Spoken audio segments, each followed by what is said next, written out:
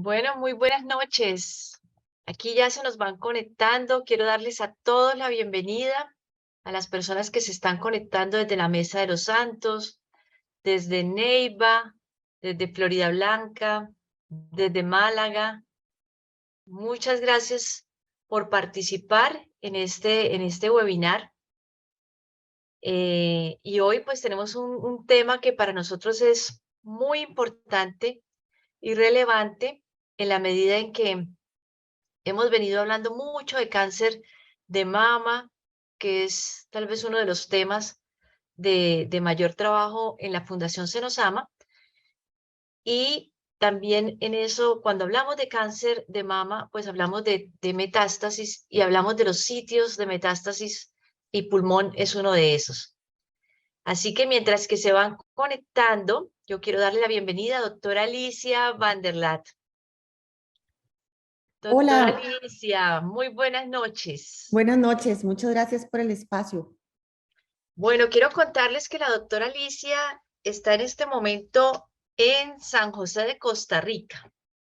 Hace unos meses yo tuve la oportunidad de escuchar la conferencia de la doctora Alicia, invitada por una organización de pacientes de Costa Rica, y me encantó, la verdad, la claridad con la que la doctora Alicia presenta este tema, con términos que son fáciles de entender para quienes no son médicos.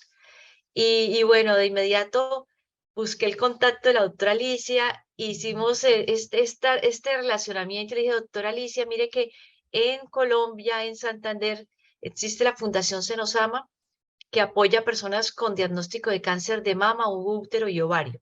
Y tenemos un programa que se llama Infórmate y Recupérate, donde venimos hablando de diferentes temas. Y se trata de tener un invitado experto que utilice un lenguaje claro, sencillo, para conocer más de la enfermedad, para empoderarnos, para saber cuáles son esos síntomas de alarma o esos signos de alarma, cuándo consultar oportunamente, también conocer cuáles son las alternativas terapéuticas que tenemos y poder tener una conversación con nuestros médicos tratantes de una manera más informada.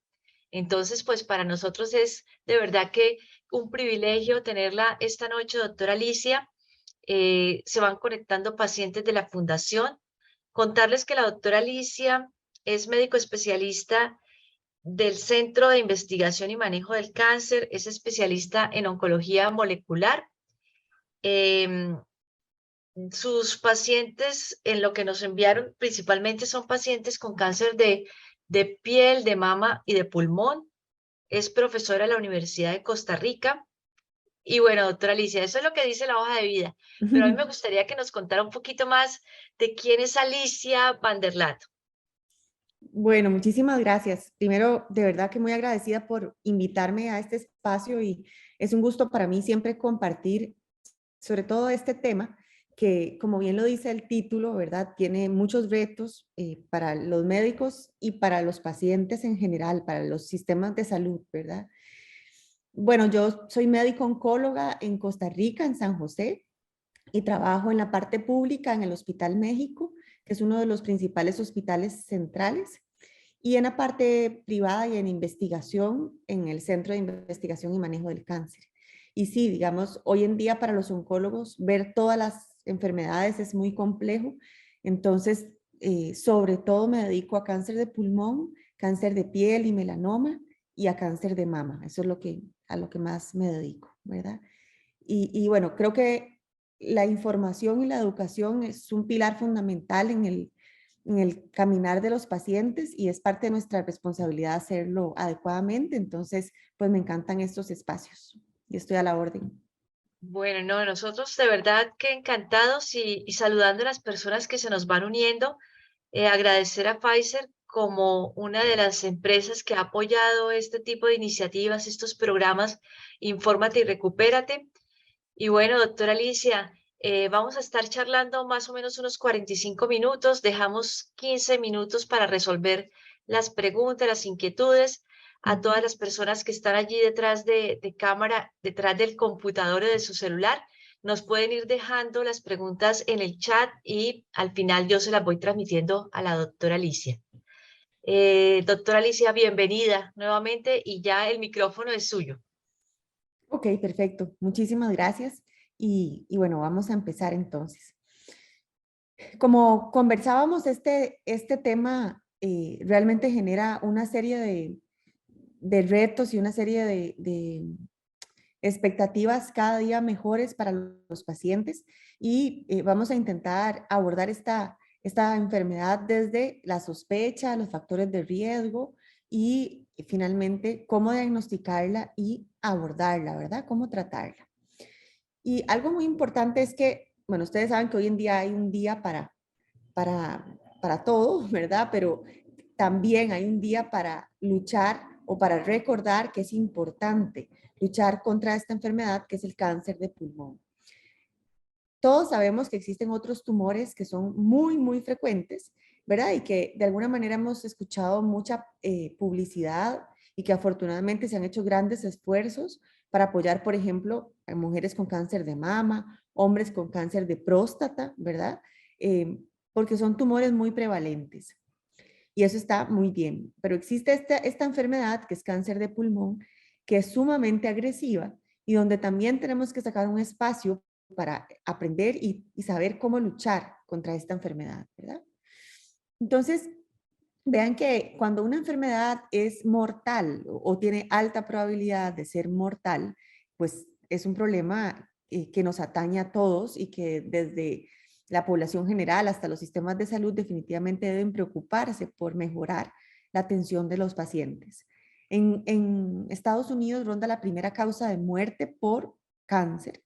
En Costa Rica la tasa de mortalidad es más o menos del 6.8%, ¿verdad? Si nos diagnostican un cáncer de pulmón.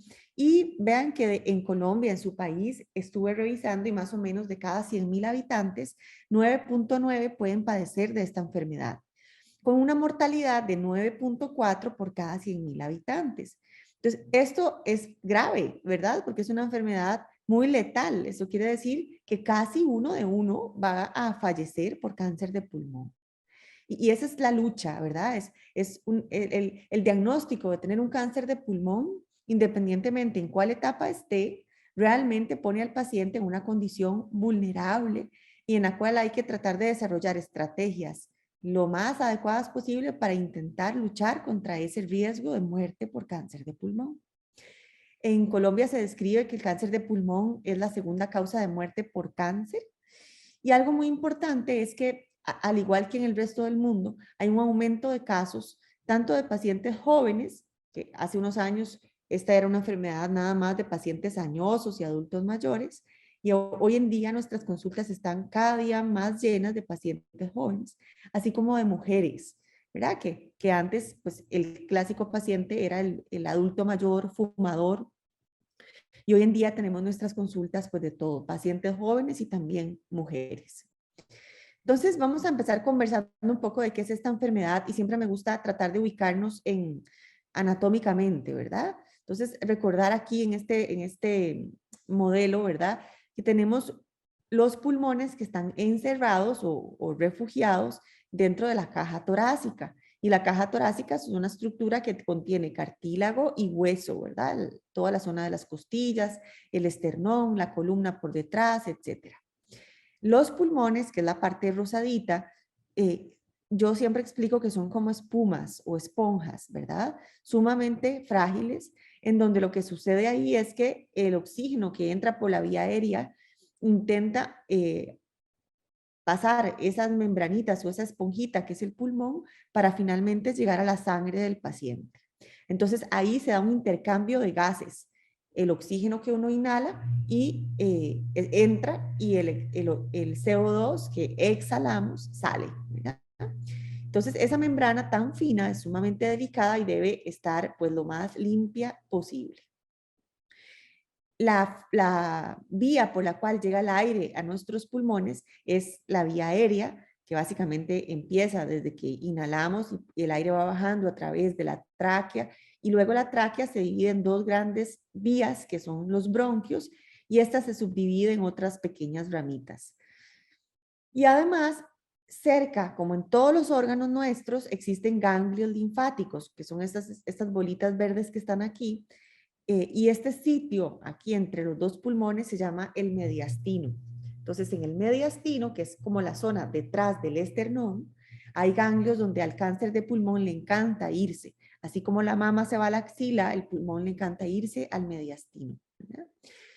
Y lo otro que quisiera decir es que esta estructura que ven aquí, que se llama pleura, básicamente es una estructura que recubre ambos pulmones y que consiste en como una bolsa de plástico sumamente delgada, que básicamente lo que hace es cubrir los pulmones y donde entre esa bolsita y el pulmón no debería haber ningún contenido líquido. Es un espacio que debería estar prácticamente vacío.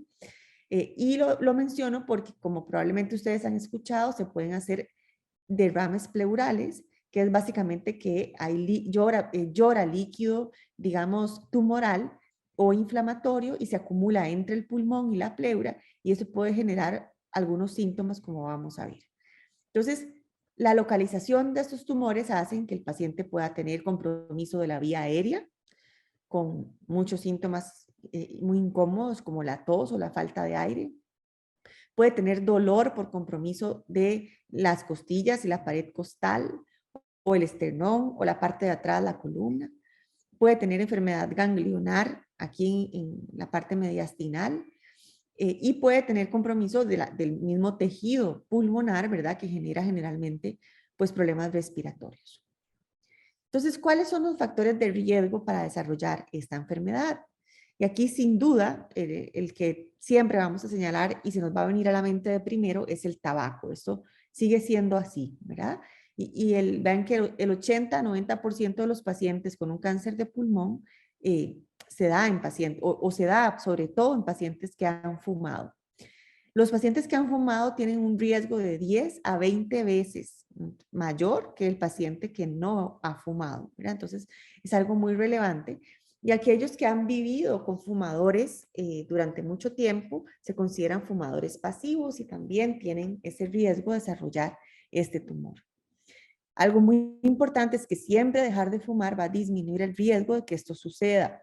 Claramente no lo va a eliminar del todo, pero lo puede disminuir, ¿verdad? Y entonces siempre es un buen momento para intentar educar a la población y hacer esfuerzos para que las personas no empiecen a fumar, ojalá, y aquellos que ya tienen el vicio, pues hagan todo un esfuerzo por suspenderlo, ¿verdad? Algo muy importante es que de los pacientes diagnosticados existe más o menos un 35% que no tienen historia de fumado. Y esto lo vemos cada día más en nuestras consultas y nos genera más retos todavía para entender cuál es la causa de esa enfermedad, ¿verdad? ¿Qué otros factores de riesgo hay aparte del fumado? Bueno, se ha escrito mucho acerca de la exposición laboral que los pacientes puedan tener, aquellos pacientes que trabajan en minería, en industria textil, que tal vez no han tenido una suficiente protección, con exposición a otras sustancias como petróleo, níquel, radón.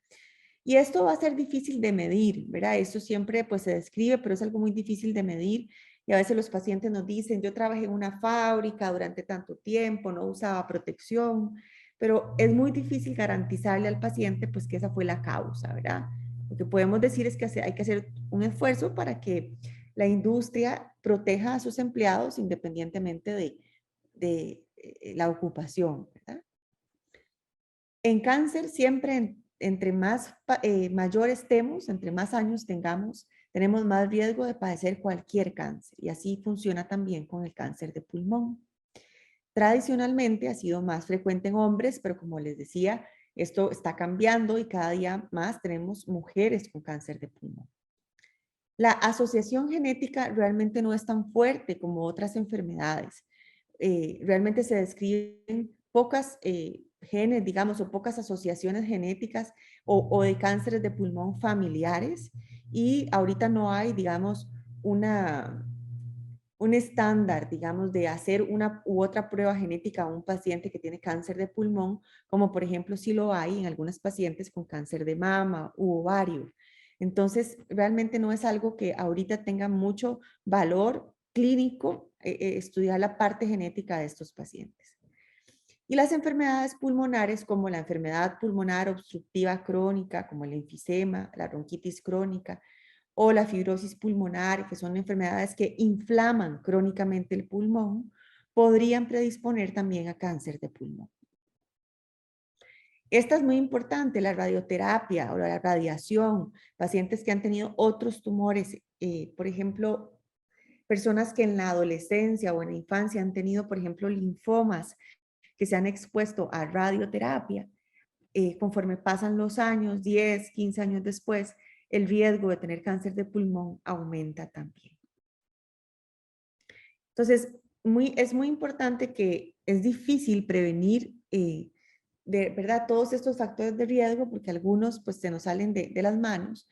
Sin embargo, podemos tomar algunas medidas que nos permitan reducir su riesgo, como les mencionaba, sobre todo a la exposición a ciertos químicos y principalmente al tabaco. Entonces, ¿cuáles son los síntomas y signos de esta enfermedad? ¿Cómo se presentan estos pacientes? Y eso es algo muy, muy importante. Bueno, probablemente nos imaginamos una persona tosiendo o con falta de aire, ¿verdad? Entonces, aquí algo muy importante es que hay un porcentaje grande de pacientes que ya tienen un cáncer de pulmón y no tienen ningún síntoma, ¿verdad? Yo siempre le explico a los pacientes que los pulmones son órganos grandes y que si tenés una lesión pequeña que está empezando a desarrollarse, es probable que no haya ningún síntoma. Y de ahí que es tan complejo muchas veces porque cuando detectamos la enfermedad sintomática, lastimosamente muchas veces ya la enfermedad está un poco avanzada. ¿Y cómo consultan estos pacientes? Bueno, por tos, por que tienen disfonía o ronquera, cambio en el tono de la voz o que se quedan sin poder hablar. Algunos pacientes tienen tos con producción de flemas, pero algunas veces también tienen sangre. Pueden tener la falta de aire que muchas veces dicen que es progresiva, o por ejemplo en pacientes jóvenes muchas veces dicen es que yo corría 10 kilómetros al día y ahora con 1 kilómetro me estoy ahogando, ¿verdad? Con un cambio en el rendimiento de los pacientes. Las infecciones pulmonares a repetición es una causa muy frecuente que nos lleva a estudiar a los pacientes y encontramos cáncer de pulmón, sobre todo los adultos mayores, que se ingresan una y otra vez porque tienen neumonías y finalmente se estudian y se da cuenta que lo que les estaba predisponiendo era un tumor de pulmón. El dolor torácico que puede suceder tanto por compresión de otras estructuras cercanas, pero también porque pueden hacer líquido en esa zona que les decía que es el espacio pleural y esto genera un dolor muy intenso. Hay pacientes que se quejan de un dolor como ellos dicen como que me están dando una puñalada, como me meten algo en el costado, ¿verdad? Ese le decimos dolor pleurítico y muchas veces aumenta con la inspiración. Y ese dolor torácico es clásico de cuando hay líquido pleural. El dolor del hombro o del brazo con debilidad muchas veces pasa en pacientes que tienen tumoraciones en la parte alta de los pulmones que incluso comprometen algunos nervios que pasan aquí por la zona del cuello y del hombro. Y son pacientes que tal vez su único síntoma o por lo que consultan es porque les duele el hombro. Entonces, cuando los abordan, pues es difícil pensar que puede haber algo en el pulmón y tal vez consultan y consultan por el dolor en el hombro, pero sin haber síntomas respiratorios, a veces cuesta llegar al diagnóstico y estudiar al paciente por un dolor en otro sitio que no es el hombro, ¿verdad? Más un dolor referido. Y estos otros síntomas que son muy inespecíficos, ¿verdad? Y son síntomas que cualquier cáncer puede dar, como la fatiga, la pérdida de peso, la pérdida de apetito, y pues que son cosas realmente muy poco específicas. Cuando la enfermedad está en otros sitios, que lastimosamente es frecuente que suceda, el paciente puede consultar por primera vez, por ejemplo, porque no puede caminar, tiene debilidad y encuentran que en la médula espinal hay una compresión de la médula espinal por una lesión ósea en la columna. Y eso los lleva a estudiarlo y llegan a que el diagnóstico de que hay una masa pulmonar también, que no le había dado síntomas al paciente y que lo que le dio síntomas fue pues el dolor óseo, ¿verdad? Otra forma frecuente que vemos que se diagnostican nuestros pacientes es por el dolor de cabeza. Muchos de esos pacientes vienen o con dolor de cabeza o con mareos, trastornos visuales, vómitos, convulsiones. Les hacen una tomografía y se dan cuenta que tiene una metástasis cerebral. Muchas veces terminan hasta operados de la cabeza y ahí se dan cuenta que lo que tiene es una metástasis de un tumor de pulmón que se fue a la cabeza, ¿verdad? Al cerebro. Entonces, pues vean que las manifestaciones pueden ser múltiples, ¿verdad? Y repito, de que hay un porcentaje considerable que tiene menos de 40 años, ¿verdad? Y es una población pues muy joven, muy activa, por quien tenemos que luchar muchísimo. Entonces, ¿cómo hacemos para detectar oportunamente y diagnosticar esta enfermedad? Bueno, el clásico estudio, ¿verdad? Con el que los pacientes consultan o el primer estudio que les mandan generalmente es una radiografía de tórax, que es un estudio muy simple. Y es importante decir que muchas veces estos pacientes se hacen una radiografía por otro motivo, porque les van a hacer una cirugía de ojos o de cualquier otra cosa y encuentran en la radiografía una masa pulmonar.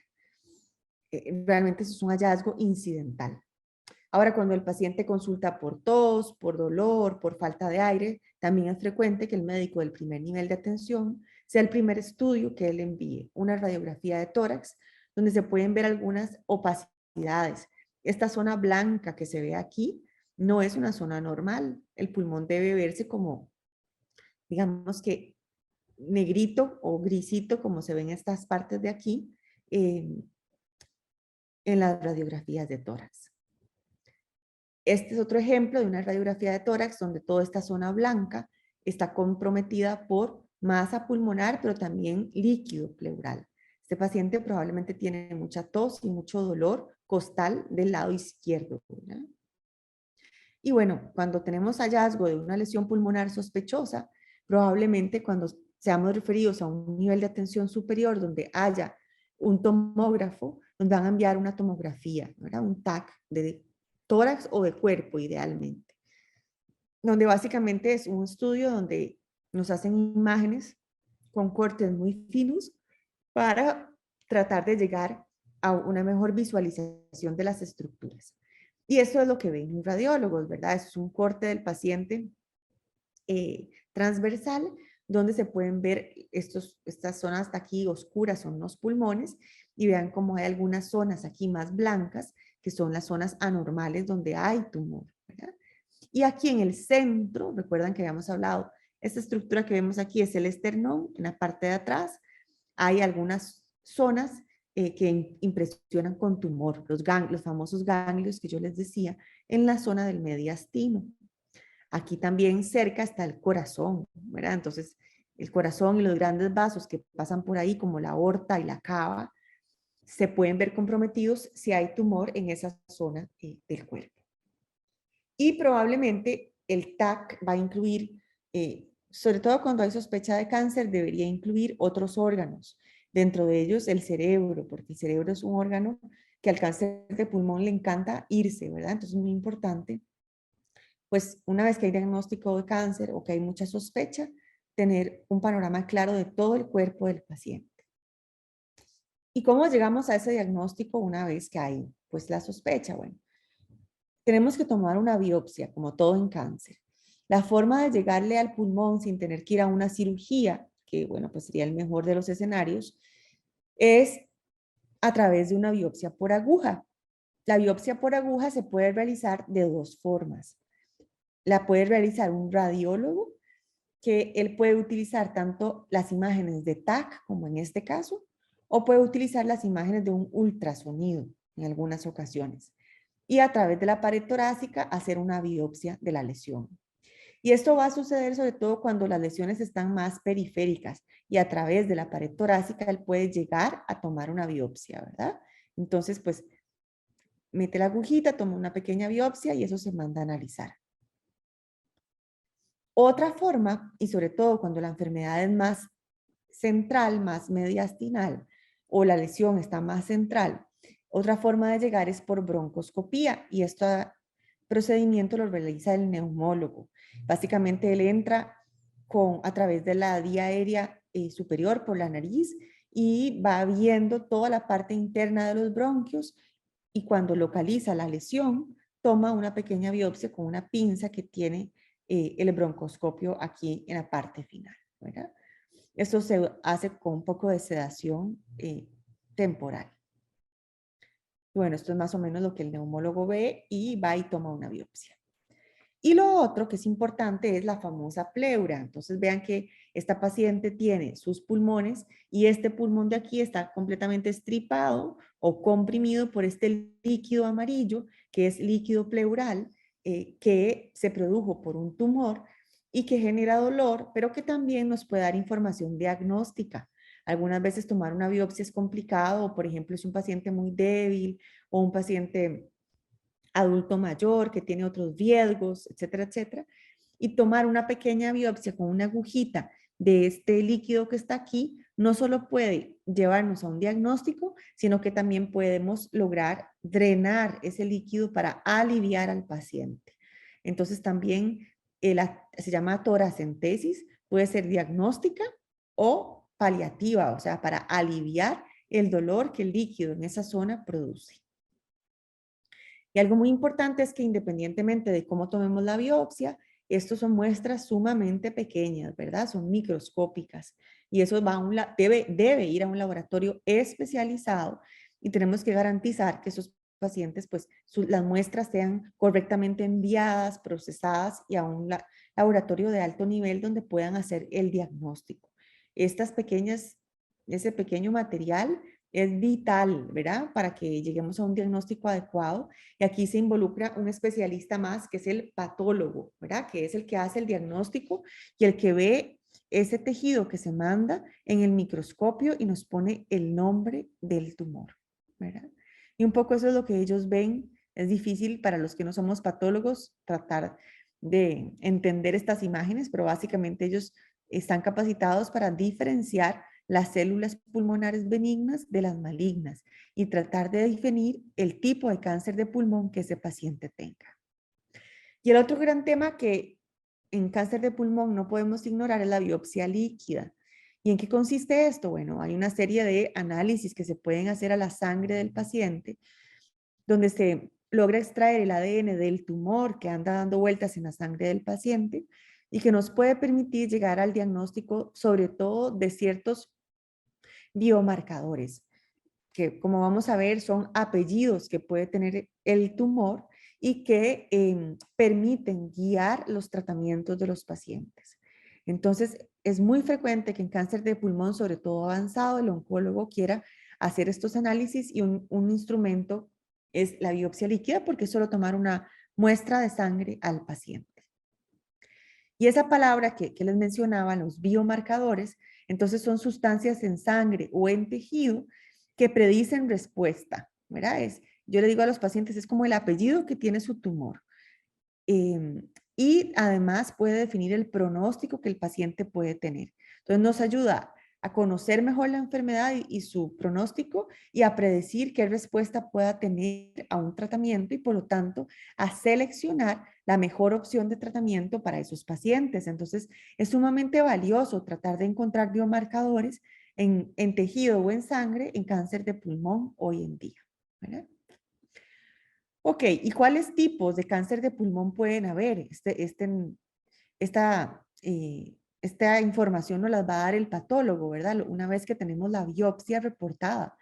Esa biopsia debería estar pronto. Uno esperaría que en menos de 10 días podamos tener un resultado de esa biopsia tomada. Y básicamente se divide en dos grandes grupos: cáncer de pulmón de célula pequeña o de célula no pequeña, siendo el de célula no pequeña el más frecuente en general en el mundo. Y de los de célula no pequeña tenemos dos tipos principalmente, el adenocarcinoma y el carcinoma epidermoide. Y el más frecuente es este primero, el que se llama adenocarcinoma. Es importante este primer nombre, ¿verdad? Esa es la diferenciación principal que se hace porque nos da pues una idea de cómo es el tumor y cómo tratarlo, ¿verdad? Ahora, ¿qué podemos esperar de esta enfermedad? ¿Qué tan grave es, verdad? Y bueno, siempre cuando uno tiene un paciente enfrente con un diagnóstico, aparte de decirle, bueno, el tumor se llama de esta manera porque tenemos una biopsia que dice que así se llama, es importante ponerle la etapa a la enfermedad. Y en cualquier cáncer eso va a ser fundamental, explicarle al paciente si esa es una etapa temprana, localmente avanzada o avanzada, ¿verdad? Es algo muy, muy importante. Entonces, como en la mayoría de tumores, la enfermedad en etapa 1 es una enfermedad que está localizada y es lo que les decía, un tumor tan pequeñito aquí pocas veces da síntomas y prácticamente son pacientes que si se diagnostican es porque les hicieron algún estudio por algún otro motivo y encontraron la lesión. Aquí la probabilidad de supervivencia, si se diagnostica en una etapa temprana, es bastante alta, ¿verdad? Ronda alrededor del 80% de supervivencia a 5 años. La etapa 2 es una enfermedad que sigue estando localizada, pero podría ya empezar a ser enfermedad ganglionar cercana, digamos, al tumor, ¿verdad? Y aquí, más o menos, la supervivencia ronda el 50 al 70% a 5 años. Entonces, vean que a pesar de ser enfermedades tempranas, la posibilidad de vida en el tiempo sigue siendo limitada, ¿verdad? O sea, no estamos hablando de números de 100%, a pesar de que son etapas tempranas. O sea, hay todo un esfuerzo que hacer en todas las etapas. Y la etapa 3 es una etapa ya localmente avanzada, donde el tumor del pulmón se ha ido al mediastino, que es al centro de los dos pulmones, ¿verdad? Y aquí el pronóstico cambia radicalmente. Aquí la probabilidad de supervivencia ronda alrededor del 40% a 5 años. Y la etapa 3 se divide en 3A, 3B y 3C, básicamente entre mayor compromiso ganglionar haya, pues mayor es la etapa y peor va a ser el pronóstico, ¿verdad? Definitivamente el paciente con una etapa 3 de pulmón tiene un pronóstico bastante comprometido. Y por supuesto, el paciente que tiene peor pronóstico es el paciente en etapa 4, que es el paciente que tiene enfermedad en el otro pulmón o en otros órganos, como la pleura, la bolsita que recubre los pulmones es otro órgano, el hígado, las glándulas suprarrenales, que es un órgano que está aquí abdominal, y el que tiene peor pronóstico va a ser el paciente con enfermedad en cerebro, ¿verdad? Que al cáncer de pulmón le encanta irse al cerebro también. Y estos pacientes, hasta hace un tiempo, la probabilidad de supervivencia a 5 años era del 5 al 10%. Y aquí la peor noticia de todas es que la mayoría de pacientes, alrededor del 70% de los pacientes, se presentan en una etapa 4, cuando ya la enfermedad está metastásica. Y esto porque, por lo que les decía, por la dificultad que hay de diagnosticar pacientes en etapas 1 o 2 porque no dan síntomas. Y lastimosamente los programas de tamizaje no son tan costo efectivos ni tampoco tan fáciles de acceder a ellos, ¿verdad? Como por ejemplo lo es la mamografía en cáncer de mama, donde uno le puede decir a las pacientes, hay que hacerse su mamografía después de los 40 años para detectar tempranamente el cáncer y donde no es un estudio tan costoso. Pero en cáncer de pulmón no tenemos un programa de tamizaje adecuado que pueda tamizar a la población en general para detectarlo oportunamente. Entonces, ¿cuál es el tratamiento según la etapa, verdad? ¿Cuáles son las alternativas que tenemos? Recordar que estas son las, digamos, los aspectos que el paciente tiene que conversar, o más bien el oncólogo tiene que explicarle al paciente a la hora de tomar una decisión de tratamiento. Entonces hay que hablar del nombre del tumor, el tipo, ¿verdad? La biopsia, la etapa de la enfermedad, si es temprana, localmente avanzada o avanzada, y ver cómo está el paciente, ¿verdad? No es lo mismo el muchacho de 30 años que era maratonista a el adulto mayor de 90 que es diabético, hipertenso, que ha tenido infartos, etcétera, etcétera. Entonces, todo eso son factores a tomar en cuenta. Todas estas estrategias que les pongo aquí son estrategias de tratamiento contra el cáncer en general, desde la tradicional cirugía y quimioterapia, ¿verdad? Son opciones, hasta la radiación y nuevas terapias como por ejemplo la terapia dirigida, como vamos a hablar, y la inmunoterapia. Todas estas son estrategias que podríamos utilizar en general en cáncer y en cáncer de pulmón. Un término muy importante es decirle al paciente cuál es la intención del tratamiento. Entonces, independientemente de cuál tratamiento escojamos, en la enfermedad temprana, la intención del tratamiento es intentar curar al paciente. Eso es lo que pretendemos. Que lo vayamos a lograr, pues no lo podemos garantizar, pero hacemos todo un esfuerzo para intentar reducir el riesgo de que esa enfermedad en algún momento regrese. Al igual que la etapa 3, a pesar de que es una etapa que es de bastante mal pronóstico, las oportunidades de tratamiento intentan curar al paciente. Y en la etapa 4 hay que explicarle al paciente que la intención es paliativa, ¿verdad? Que intentamos controlar los síntomas y controlar la enfermedad como tal para que no progrese, pero no podemos pretender curar a un paciente que ya tiene enfermedad fuera del pulmón, ¿verdad? Entonces, en las etapas tempranas vamos a intentar hacer algún manejo local, generalmente la cirugía, y algunas veces después de que operan a estos pacientes podemos ofrecer radiación o quimioterapia. Hay pacientes que no se pueden operar por algún motivo y la radioterapia es una opción también que se puede dar para intentar tratar localmente a estos pacientes.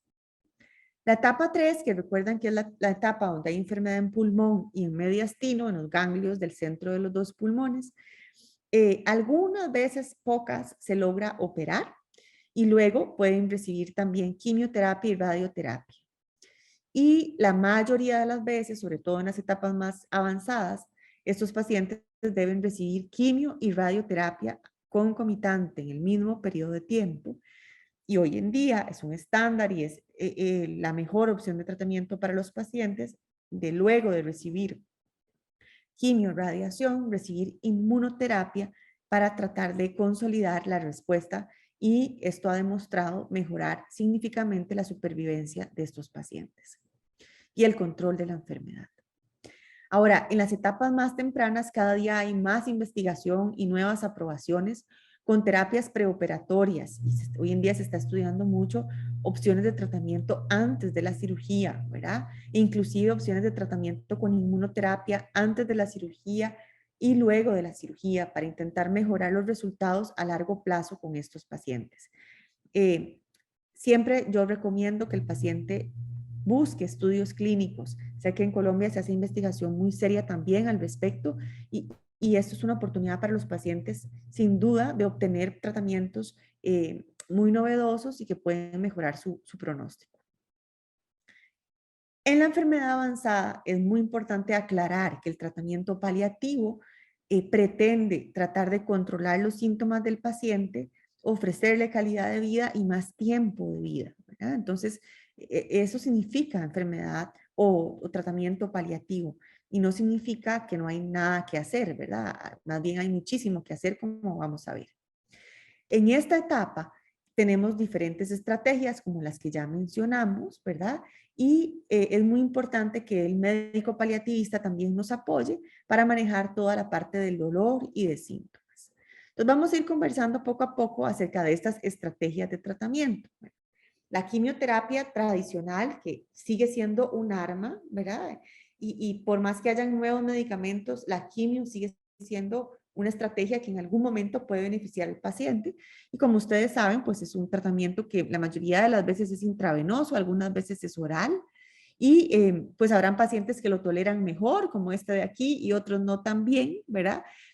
Pero en general, pues tiene sus efectos adversos que podrían ser complicados y que básicamente la quimio, a como intenta controlar el tumor, pues es como una bomba que también se lleva de camino, ¿verdad? Otros órganos y que definitivamente produce otros efectos secundarios porque no es una opción dirigida, sino que a como daña las células tumorales, también puede dañar otras células y de ahí produce, digamos, la caída de cabello, la náusea, el vómito, la diarrea, etcétera, etcétera, todos los efectos que puede provocar la quimioterapia. Entonces, hoy en día en cáncer y sobre todo en pulmón, estamos en la era de la medicina personalizada y en donde encontrar esa llave de tratamiento que abra la puerta correcta es fundamental.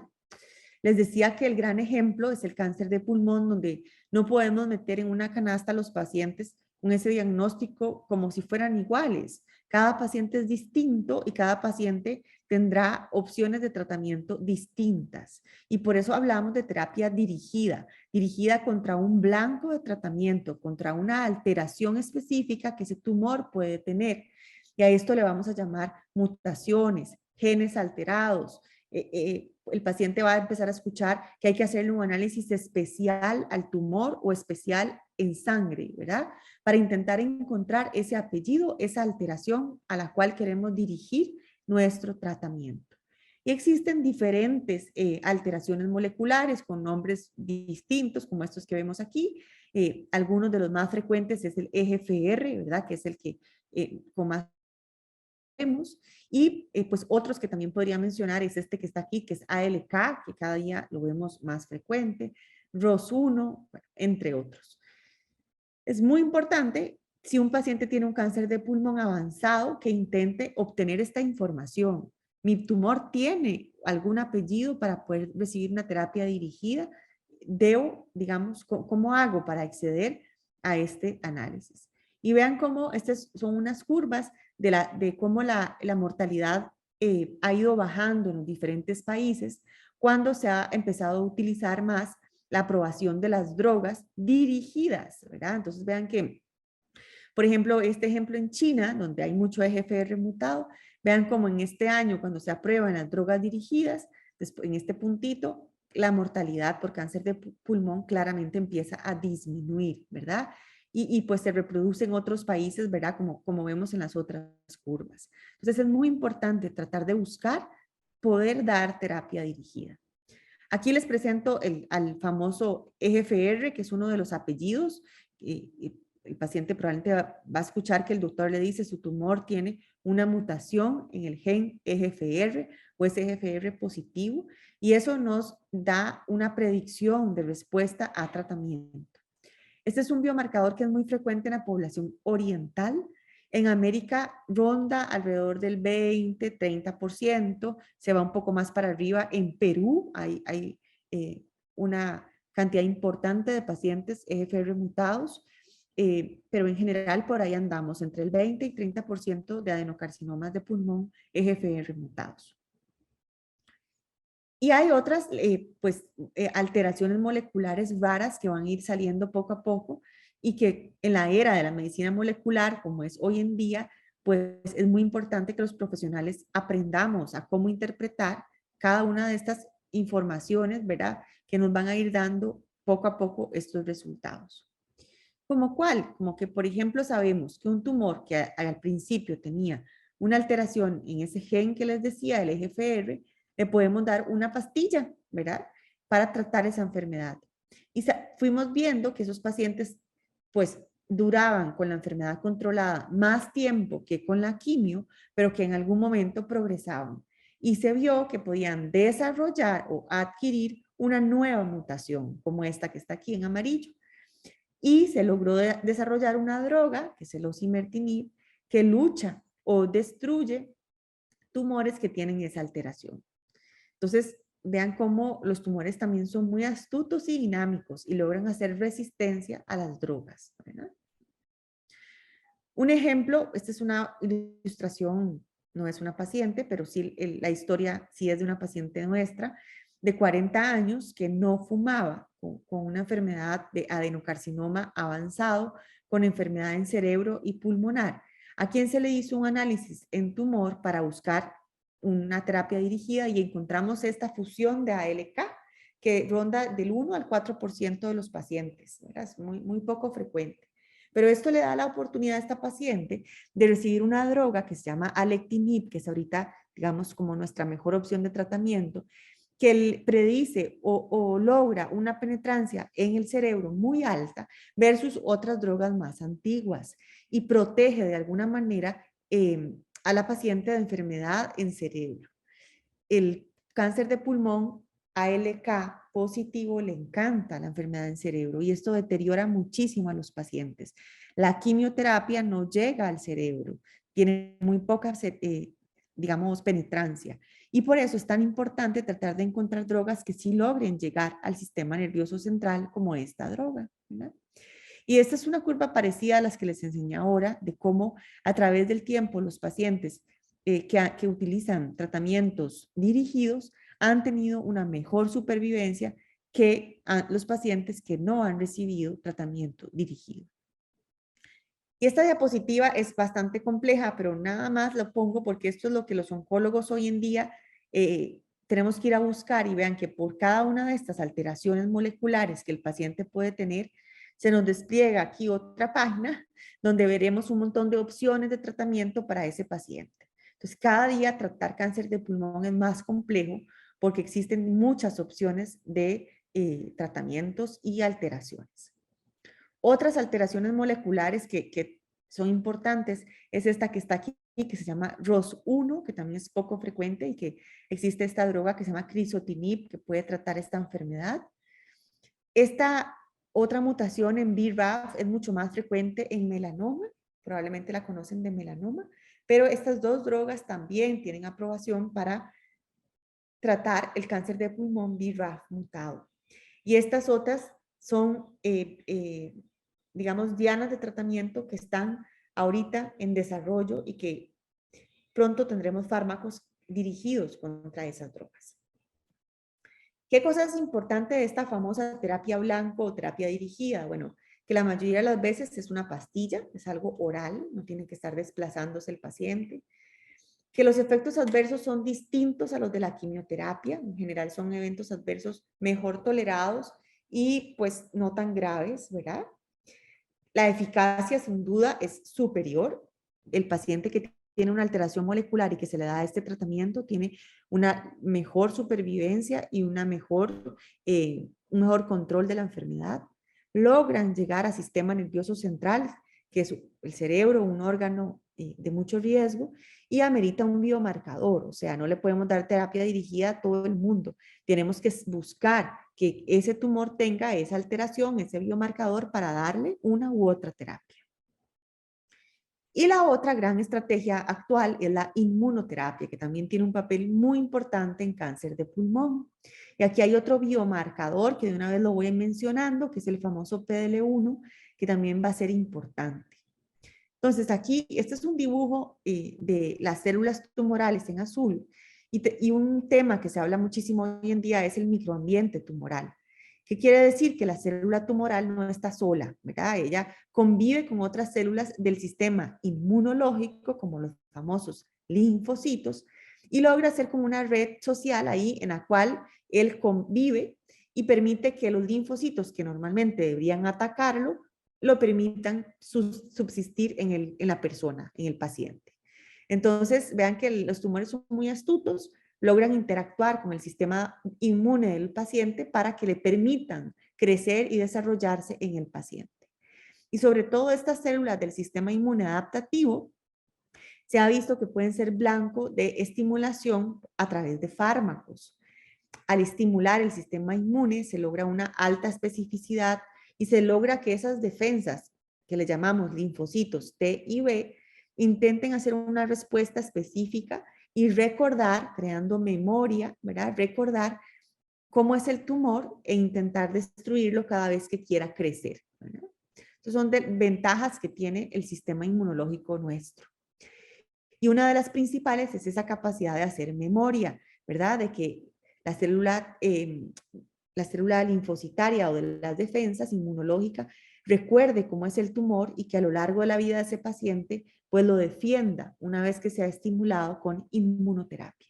Entonces lo que aprendimos y estamos aprendiendo es que la célula tumoral no está sola, que convive con las células del sistema inmune y que habíamos ignorado ese potente ejército que es el sistema inmunológico, que es eso, un ejército que logra estar vigilante y reconocer a los tumores, que logra memorizar y aprender cómo son los tumores, como por ejemplo cuando de niños nos exponemos a algún virus y en el tiempo después tenemos defensas que luchan contra ese mismo virus que ya de niños nuestro sistema aprendió, pues así igual con los tumores. Y además logra crear un gran ejército de células inmunológicas que luchen contra específicamente un tipo de tumor.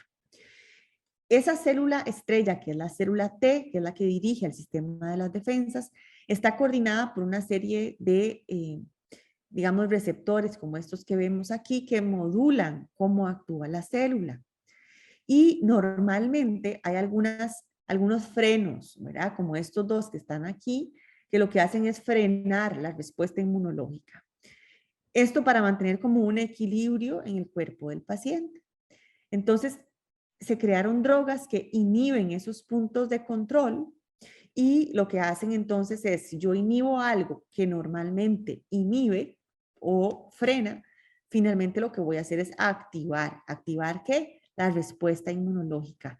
Permitir que no haya ese freno, sino que se dé la respuesta inmunológica contra el tumor.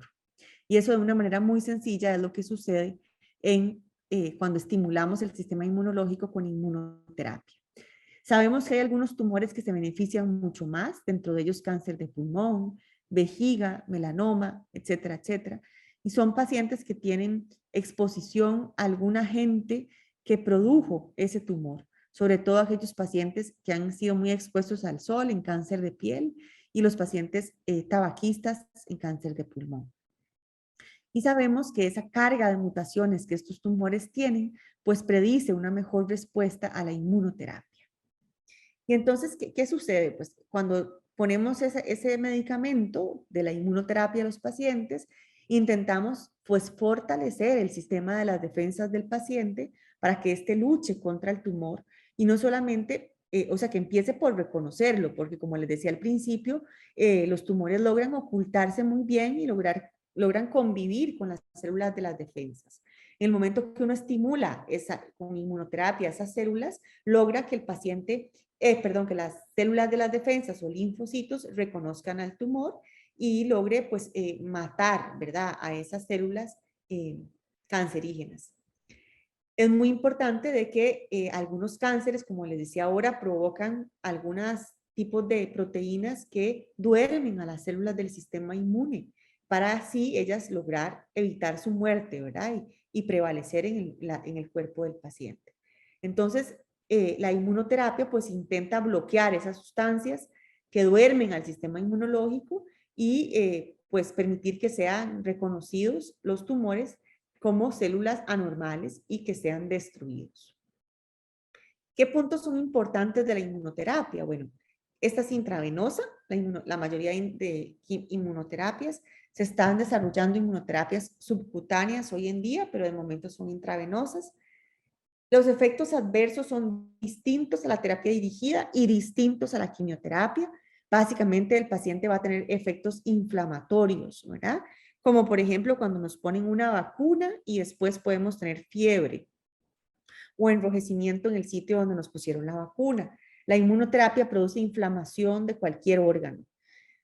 Es importante que la minoría de pacientes con la mayoría de inmunoterapias tiene efectos adversos graves. La mayoría, los efectos adversos que tienen son leves y logran pasarlo bastante bien. Si un paciente recibe inmunoterapia con cáncer de pulmón, sabemos que puede tener una mejor supervivencia y es algo fundamental hoy en día intentar incorporar a nuestros pacientes. Hay un riesgo que se llama pseudoprogresión y es que algunas veces los tumores se inflaman al recibir la inmunoterapia y pareciera que crecen un poco, pero esto es un efecto transitorio, ¿verdad? Que algunas veces se da y que pues también esto tiene que ser prescrito por personas expertas, ¿verdad? Por oncólogos médicos expertos. En nuestro país ahora se ha dado un poco que profesionales o no profesionales ponen inmunoterapia y ofrecen estas drogas, ¿verdad? Que ni siquiera sé si realmente es inmunoterapia o no, sin realmente conocer bien que tiene efectos secundarios que vigilar y que además controlar cómo reacciona el cuerpo del paciente debe hacerlo un experto. Entonces, pues hay que tener cuidado también con aquellas personas que lucran y que tal vez no están capacitadas. Y lo otro importante es el biomarcador. También amerita en cáncer de pulmón este famoso biomarcador que se llama PDL1, que sobre todo en los pacientes que tienen alta expresión de PDL1 son los que más se benefician de la inmunoterapia. Y este biomarcador se hace en el tejido, no se hace en sangre, se hace en el tejido tumoral en la biopsia. Y lo otro es que hoy en día existen opciones de combinar tratamientos. Dentro de ellos, en cáncer de pulmón, en algunos escenarios damos quimioterapia más inmunoterapia combinada. Y esto provoca una mayor respuesta tumoral y un mejor control de la enfermedad en ciertos pacientes que logran recibirlo. Entonces, para ir concluyendo, mis mensajes clave sería que, bueno, el diagnóstico oportuno es fundamental, pero es complejo. Un cáncer de pulmón no es tan sencillo como en otras enfermedades, como cáncer de mama, ¿verdad? Que tenemos mamografía, ultrasonido, autoexamen. En cáncer de pulmón no es así. Vean que yo mencioné un montón de especialistas que tienen que ver al paciente y tratar de comunicarse entre ellos para tratar al paciente oportunamente, ¿verdad? Además que debe ser abordado en centros altamente especializados con laboratorios de biología molecular, con cirujanos y especialistas en oncología y patología de alto nivel. Definir la etapa de la enfermedad va a definir la intención del tratamiento y es muy importante llegar a un diagnóstico certero y específico, ¿verdad? Hilar muy fino encontrando esos biomarcadores. Y saber que las opciones de terapia dirigida o la inmunoterapia, pues son opciones en algunos casos, no serán para todos, pero tenemos que intentar buscar que el paciente tenga otras opciones. Y por último, recordar que los estudios clínicos son grandes oportunidades para que el paciente no solo nos ayude a mejorar y a desarrollar nuevos tratamientos, sino que es una oportunidad para recibir tratamientos innovadores que pues van cambiando poco a poco la práctica clínica, ¿verdad? Entonces, les agradezco mucho el espacio y si gustan voy a dejar de compartir y quedo atenta a los comentarios. Doctora Alicia, la verdad que yo he tomado aquí nota porque usted nos ha dejado, además de ese resumen que nos hizo de los mensajes claves, otros, otros para los pacientes en quienes hemos venido insistiendo nosotros como Fundación Se Nos Ama, con otras organizaciones de pacientes, en poder saber de la enfermedad para hablar con el médico y preguntar. En esta era de la medicina molecular, de la terapia dirigida, de la medicina personalizada, yo creo que es muy importante poder tener este panorama que nos ha presentado esta generalidad y que el paciente le pregunte, doctor, yo soy candidato para hacerme estos estudios especiales. En Colombia tenemos acceso a muchas terapias, pero desafortunadamente si el médico no lo propone y el paciente no pregunta, de pronto se puede quedar por fuera de esa alternativa. Otro tema muy importante que mencionó es el consejo para el paciente de buscar los estudios clínicos disponibles. Y también estamos haciendo un trabajo nosotros desde organizaciones de pacientes para que nos llegue la información y le podamos contar al paciente. Y él pues analizará, poder revisar si accede o no a participar en estos estudios clínicos. Como bien lo mencionaba la doctora Alicia, no es fácil hacer el diagnóstico de cáncer de pulmón, pero hoy día vemos un panorama mucho más alentador que hace unos años.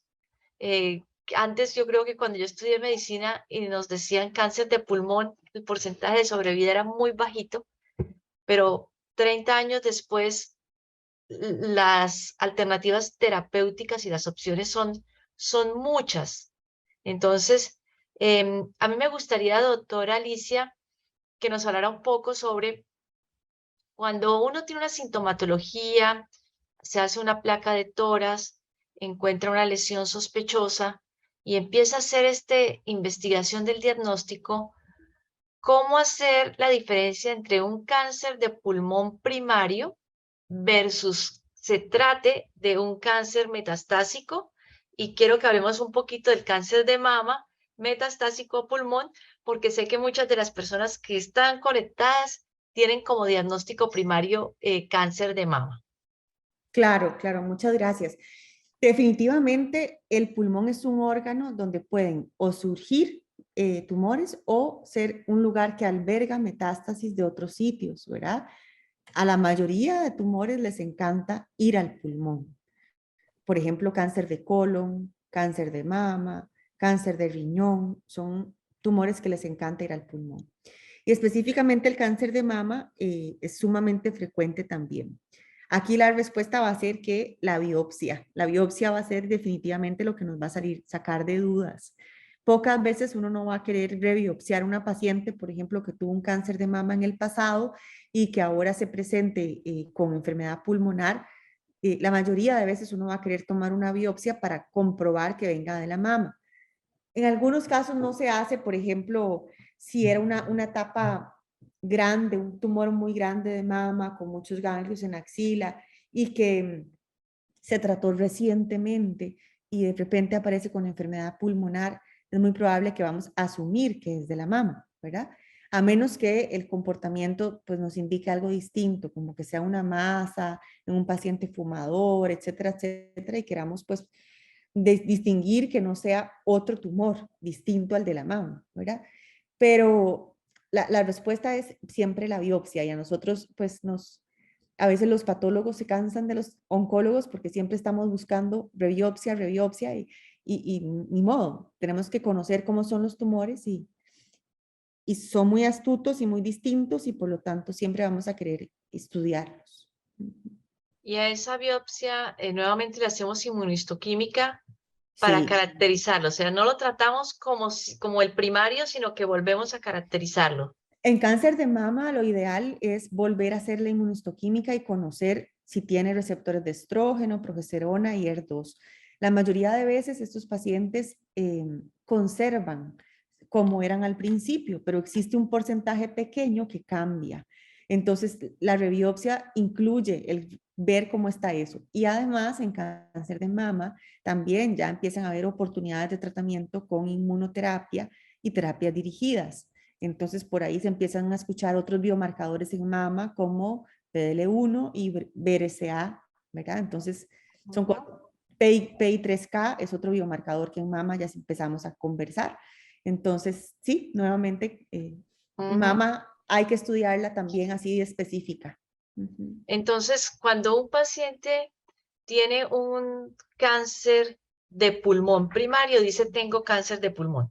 Sí, Pero cuando tiene metástasis al pulmón, debe decir tengo un cáncer de mama metastásico a pulmón. así mismo, así mismo. Sí, Sí. porque a veces hay como confusión, entonces Mm, ya empiezan a etiquetarlo como cáncer de pulmón. Bueno, aquí sí. hay muchos mensajes de agradecimiento. Muchas Eh, gracias. Hay una paciente, una señora, no sé si es paciente, Carolina nos dice, mi diagnóstico fue cáncer de mama y este año presenté metástasis ósea a columna, hombros y rodillas. En la tomografía de tórax y abdomen me dicen la conclusión, opacidades en vidrio deslustrado en el lóbulo izquierdo, secuelas de neumonitis, postulación. Mi madre era fumadora y por consiguiente yo fui fumadora pasiva. Mi madre falleció este año por cáncer de pulmón, hizo metástasis al cerebro, 3 tumores. Y su pregunta es, ¿en algún momento puede afectarme como fumadora pasiva? Y también trabajó en textiles por más de 20 años. No manejó protección. Ujú.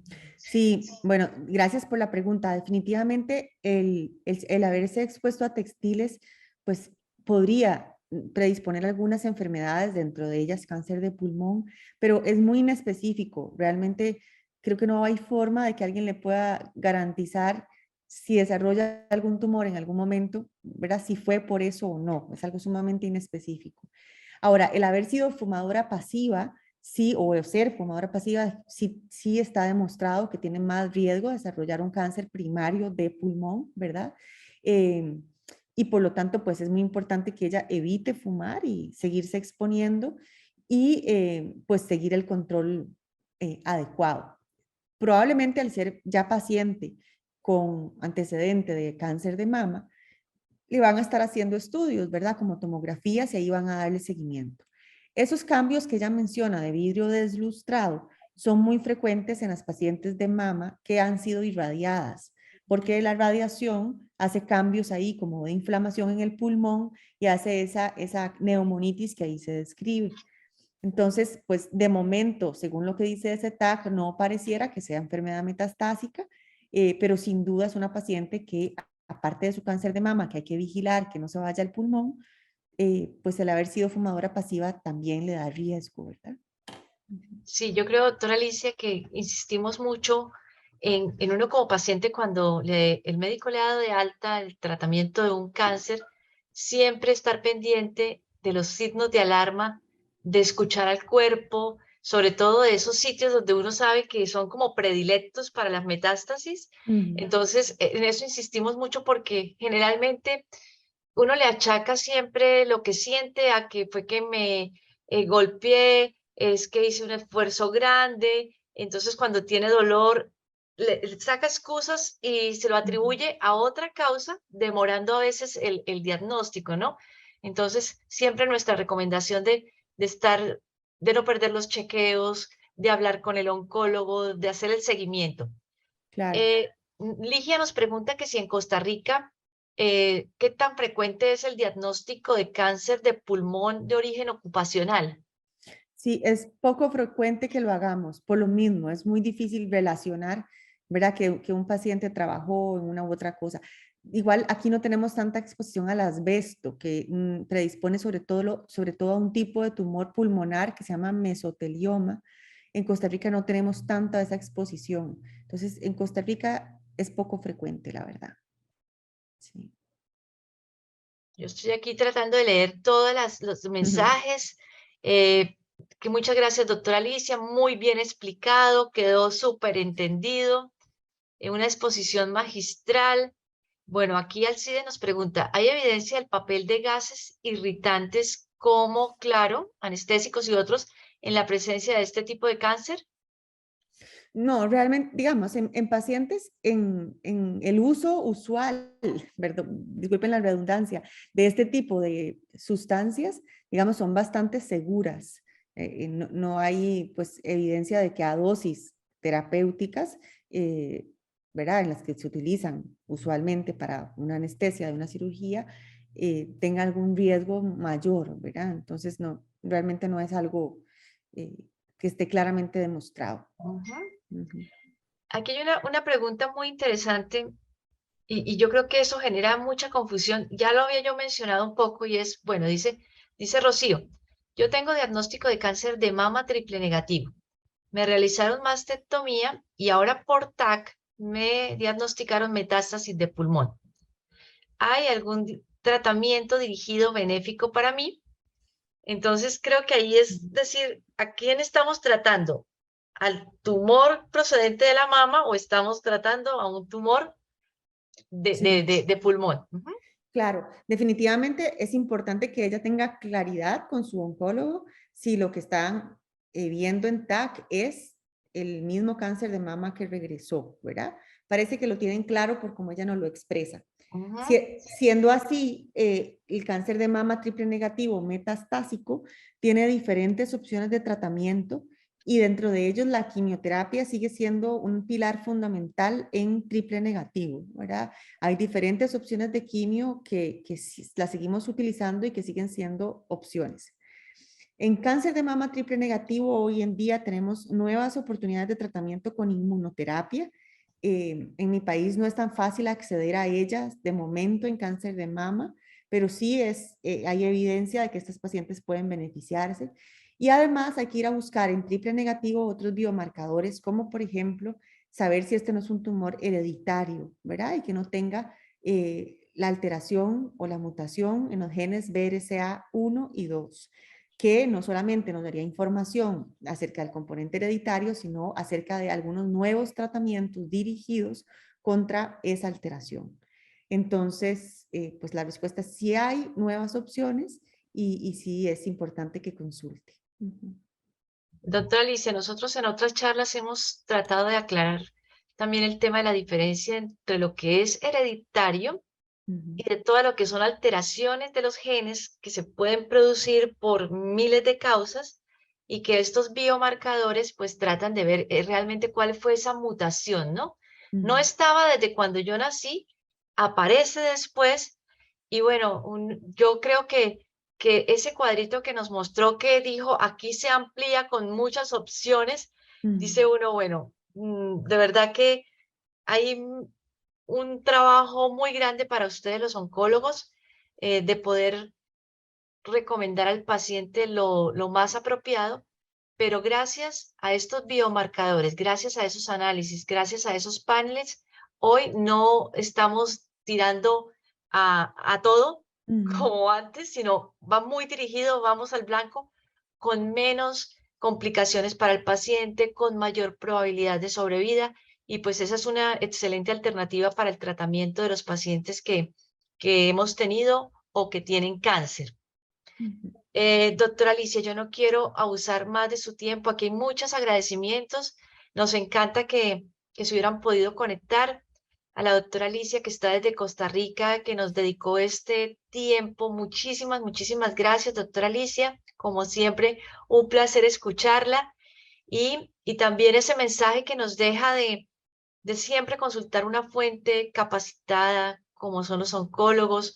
Aparecen muchos charlatanes, mucha gente aprovechándose de la enfermedad, Ujú, ofreciendo menjures, como yo digo, ujú, mágicos, ujú, te ponen sueros ujú, que son sanadores. Entonces, de verdad que no nos dejemos creer de esos magos que aparecen en nuestro camino. ujú. Así es, definitivamente hay que tratar de acceder a profesionales y les agradezco muchísimo el espacio. Fue un gusto para mí estar con ustedes y sobre todo con una población tan linda como es la población en Colombia. Me caen muy bien y muchas gracias por el espacio. Y bueno, ahí quedo atenta para cualquier otra consulta. Sí, qué bueno Ujú. que esta pandemia y esta virtualidad nos ha permitido justamente Sí. a los países compartir con profesionales. Estamos desde las organizaciones de pacientes trabajando de forma articulada, de manera regional. Con Costa Rica tenemos un cariño muy especial con las organizaciones de pacientes Ujú. y bueno, esperamos en una próxima oportunidad volvernos a encontrar. Nuevamente nuestro agradecimiento a Pfizer por su apoyo para la realización de este webinar. Feliz noche para todos. Muchas gracias. Buenas Descansen. noches.